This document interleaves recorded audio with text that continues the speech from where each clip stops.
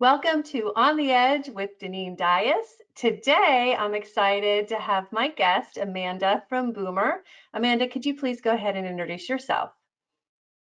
Oh, yes. And Deneen, it's such a great pleasure to be here. It's such an exciting week because we are here at the Boomer Technology Circle Summit. And this is one of my favorite events. It's been my favorite event for, gosh, more than a decade now, because before joining Boomer and coming into consulting, I worked within accounting firms. So always on the technology side. That is my background. I have a computer science undergrad degree, got into technology, just kind of fell into public accounting, and spent about 13 years working inside firms through different moves and mergers. I was in 4 different firms in the top 50. Everything from doing break fix work all the way up to being CIO of a top 25 firm. And so I know all of the technology challenges that our IT leaders have out there. And when I worked in those firms, I was very active in the Boomer communities. So the Boomer Technology Circles, the Boomer CIO Circle. And this group was always such a resource for me when I was working in firms. And now I get to be that resource for other people. So I get to see people that, old colleagues, I get to see old sponsors and solution providers that, I've known for many, many years, and just really, the friends and the family that we have in the profession. So that's why I'm excited about this week. Also, this event includes not only our technology circles, but our process circle as well. And so, Deneen, that's a group of, people within firms who are really change leaders and really improving their firm and pushing their firm forward with continuous improvement. Yeah. So when I joined Boomer about 3.5 years ago, we took that experience of technology and we really started to marry that with process and process improvement. Yep. So I worked very close with some of the other consultants and with firms to really focus on that not just the intersection, but really the integration of process and technology, because we really can't talk about one without the other these days. Yeah. So first, I want to say I'm so bummed I'm not there in Kansas City with you. I'm supposed to be there with you live, meeting you for the first time. And I ended up very last minute canceling because I had a COVID scare. So I was so looking forward to, because I've been to Boomer Circles before, but has been a while. And I agree with you. The Boomer firms that attend the Boomer and the Boomer Circles are so unique and so special. So I thank you for still participating with me virtually. I'm sorry I couldn't meet personally. Yeah. I was bummed too, Deneen. And I tell you what, the next opportunity that we have, there'll definitely be some barbecue in Kansas City. Me and you and some Kansas City barbecue. But I'm gonna say I'm glad you're doing okay. And thank you very much for actually staying home. We really struggled with how do we bring people together, and also keep them safe. So we're definitely going at great lengths, but we have approached this from the beginning as a hybrid event. So there are plenty of people who are attending virtually and folks who are attending here in person as well. Well, and what I like about you is your background, right? That you've been working at firms, you have been a CIO, you focus on driving change within the profession, you focus on process improvement. So I'd love to kind of give people watching sort of a peek inside what's happening there right now with these circles, because it is the technical folks from firms that are meeting. So if you could just share, bring that to the people, like what's in everybody's hearts and minds. What are they focusing on? What are they struggling with? How are they pushing past it? Like, just kind of dish it. All the things. All the things. Well, you're not going to be surprised, Deneen, that people are trying to figure out how we move forward. So as we're coming out of the pandemic, some people want to come back in the office, some people don't. You're starting to hear things like we have the Great Resignation coming up, and there's going to be these talent wars. And so that's what firms are really focused on. How do we start to really build a culture to keep people interested, to keep people attached to the community, attached to the profession? And we can do that, in many ways. And one of those is really through technology, and process improvement. I think the disruption of the last 18 months really showed us where we have some opportunity for process improvement. We thought our processes were digitized until all of a sudden we weren't working in one office, 5 offices, 20 offices, but we were working in, if you have 100 employees, we now have 100 offices that we're working in. So, right now, again, folks are looking at how do they leverage technology to actually digitize so that they can then automate. So we're hearing a lot of things about robotic process automation. We're hearing a lot of things about even the applications and kind of the add-ons and the aggregators between different applications that are going to allow for those streamlined and more automated processes. I do think that it is a time for that it's really a time that the technology folks, people focusing on embracing technology, changing the process to really fully embrace what technology will allow firms to do. It's time for those folks at firms to shine.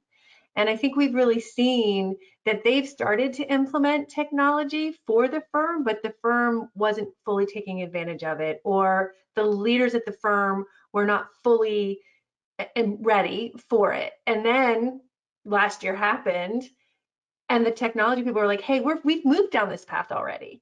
We have given you the tools to take advantage of. And so it just pushed all of that to actually happen faster. And so we've learned through that. And so I'd love to hear, what people are saying is, okay, we are in the hot seat. We are shining. We're able to do what we've been wanting to do at the firms now.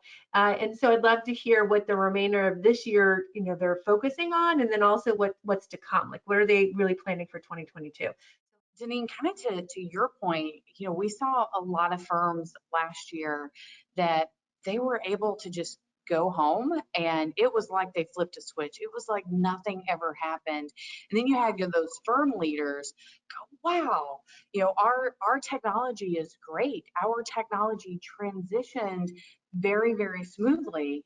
And you had a lot of IT leaders who, of course, were biting their nails and crossing their fingers, hoping that all the work that they had done the last few years to head in this direction really paid off. And it did. And I think that that's done a lot of great things for technology in our profession. One, I think that we'll have more trust in our technology leaders.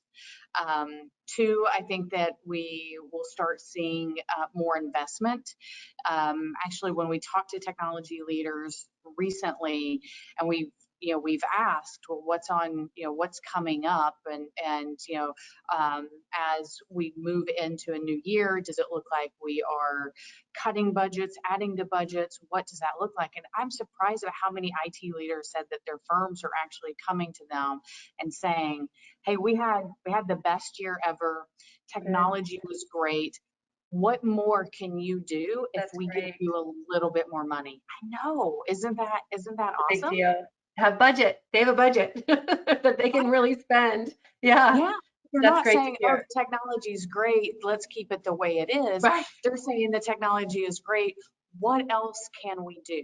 What can we focus on? So again, it's kind of back to, okay, what can we automate? We've had a lot of conversations about cloud-based technologies. So firms that are still using things on premise, that's still using traditional infrastructure, they're all looking for, how do we get to the cloud?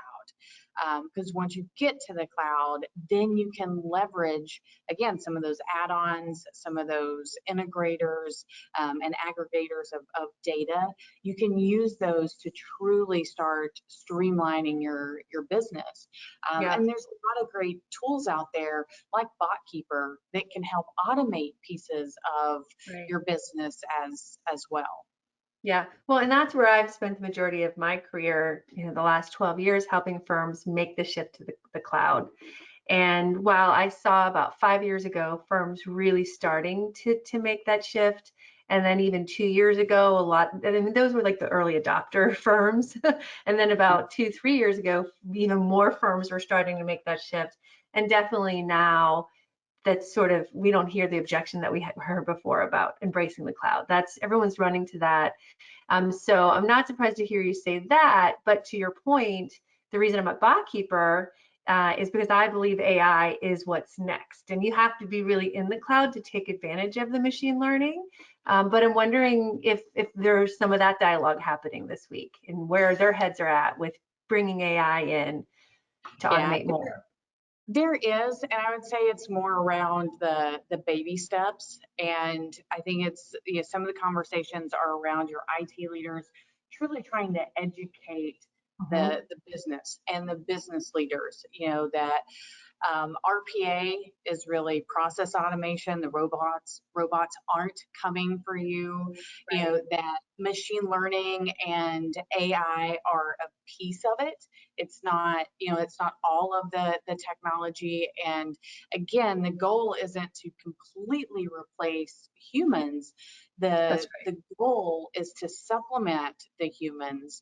You know, again, as we as professionals and the profession have evolved, your IT people don't want to be doing break fix. right. Your client service professionals don't want to be doing data entry.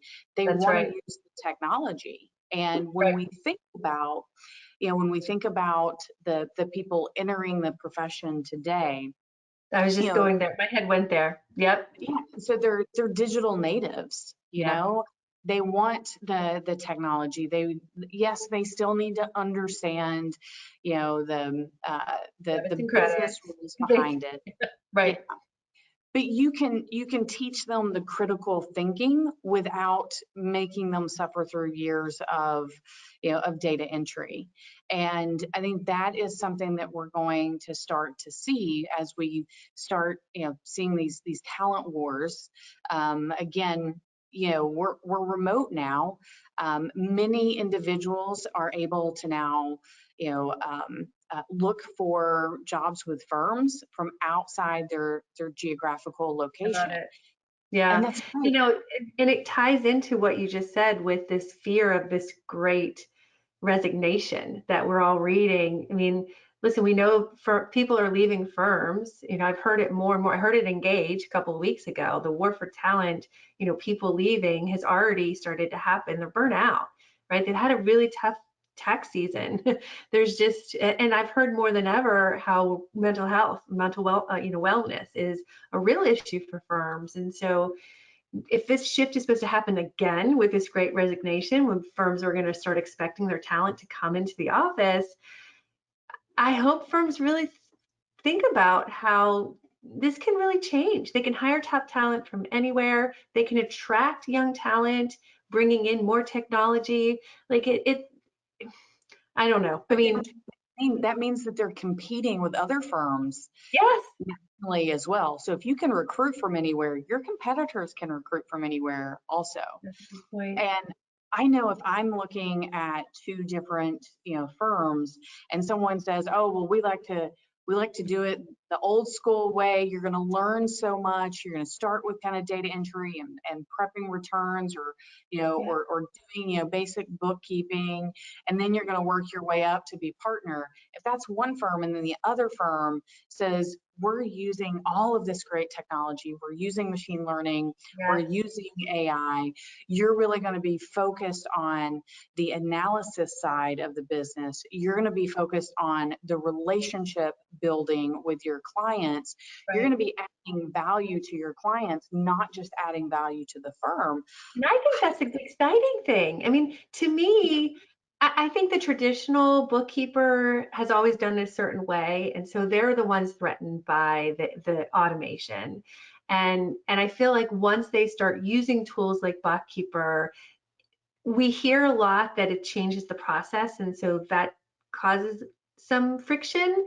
It's not that it's hard to get started, it's just there needs to be a process, right? And some of these bookkeepers, there's just been all of these different ways that they've done it. And so we're trying to say, okay, we know the best process with us. So that's hard. But then once they start using us, they actually like it because we're freeing them up, to your point, from the painful stuff, that allowing them to do more of talking to the customer.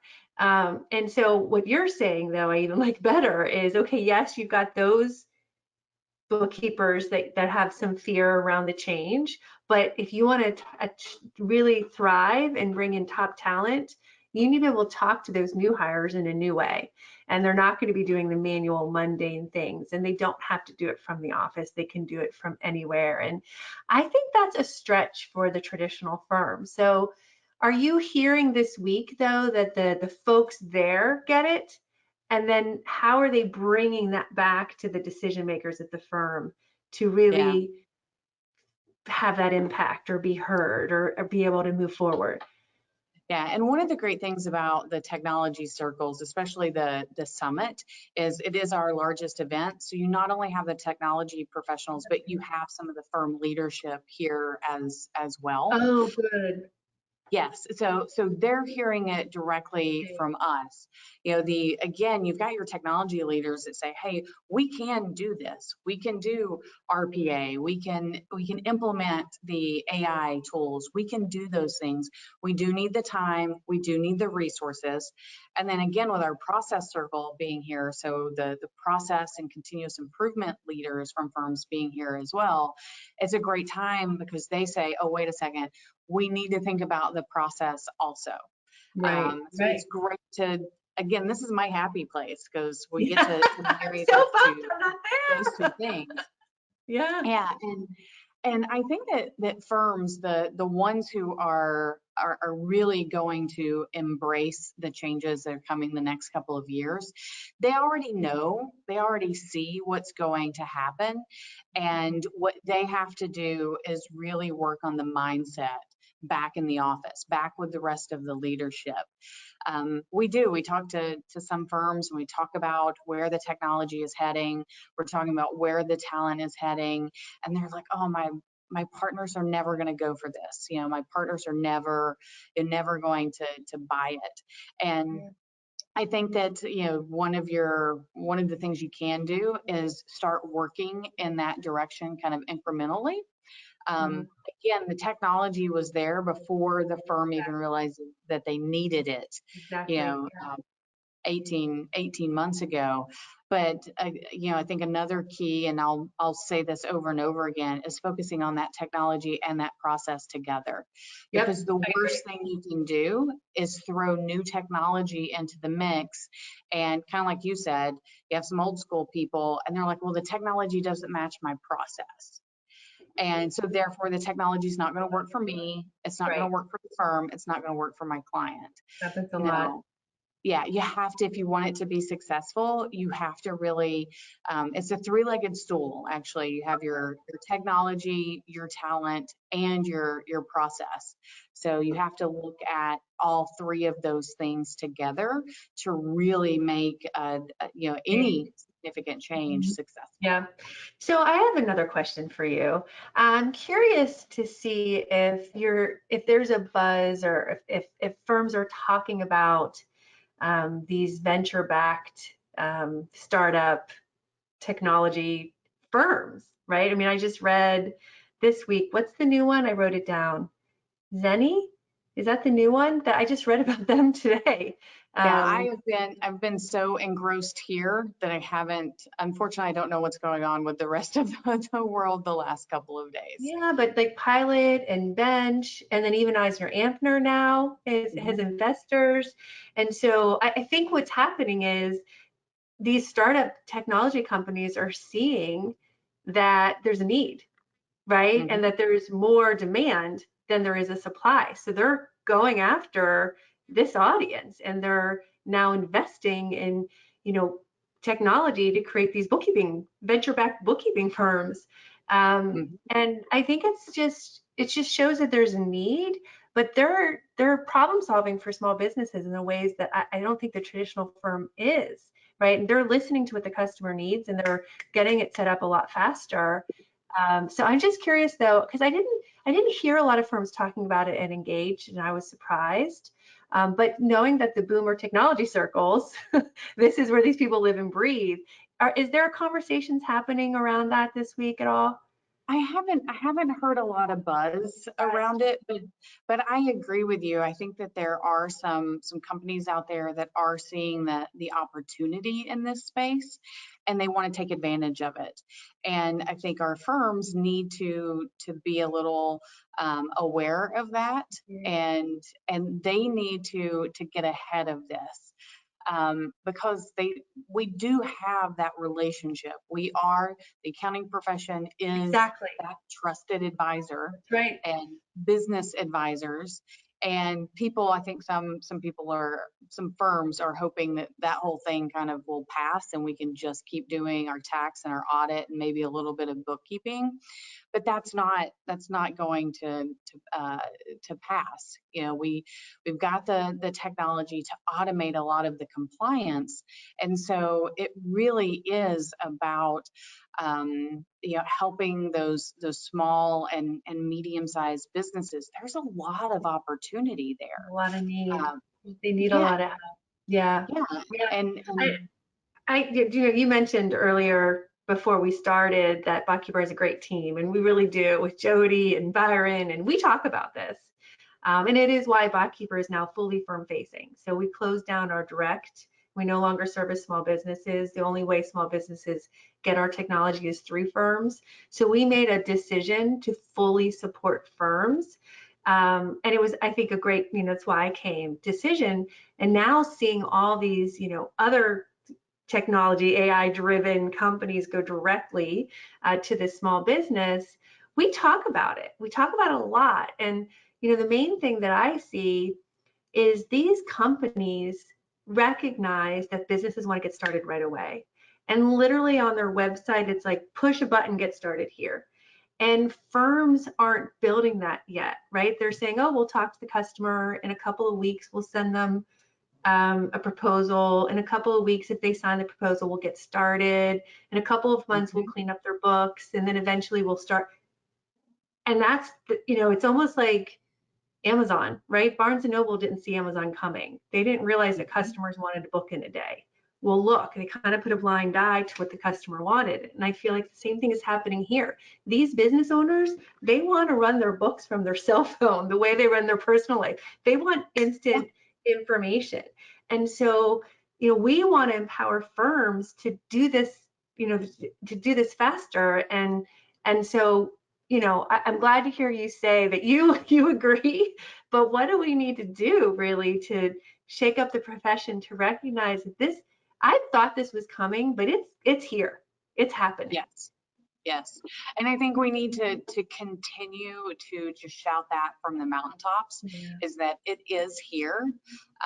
The opportunity is here, with your clients. that's Leverage right. those relationships Totally. to determine your clients' needs, to truly be that advisor and that consultant, because the technology is there, the clients Right. are there, the opportunity is there. So you really need to find the people within your firm that have the passion for it, and Yes. you need to give them the runway to actually take off with it.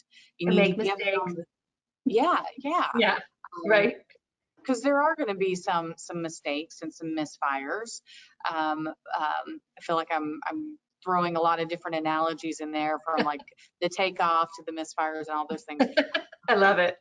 Yeah, but it is all there, and they need, they do need the support, because you're looking for that passion, you're looking for that entrepreneur inside of your firm, because I those agree. people are going to connect with your clients who are entrepreneurs as well. So I think we need to open our eyes, and we need to foster that passion within our firms. I hear you singing. Like I'm like because through the last 12 years as I've worked with firms, I can't tell you how many young, passionate folks I have found within the firms that are progressive, are forward thinking, have tenacity, and they've gotten beaten up. And a lot of them have left. And so the firms have this talent, hungry to make the change. And the traditional firm structure hasn't been supporting those visions or that talent within the firm. Now, I think that's definitely changed. I think, what I'm hearing from you and I'm seeing is the firms are realizing we have this talent and we're setting them loose. And I love to hear you say they're giving them a budget, and they're seeing that it worked over the last year because they started digitizing, or they're able to go remote and not miss a beat, right? So what do you recommend though when firms are finding those talent to really let them thrive and not lose them because they're leaving? There's some of them are Yeah. leaving the profession overall, or they're saying I'm going to go off and just do this on my own. Yep. Yeah. And I would say the same thing about your talent as I would about your clients, which is actually invest the time in getting to know them, and getting to know what makes them tick, getting to know what they're passionate about, getting to know what their needs are, actually getting to know them well enough so that you understand what their needs are before they even know what their needs are. And that's another, mindset shift in our profession, is because we're always, we measure everything on, the hour that we can bill. And I'm saying you actually have to invest the time, and the time is the investment. So you can't just say, okay, you have a line item on our budget, go out and do innovative stuff.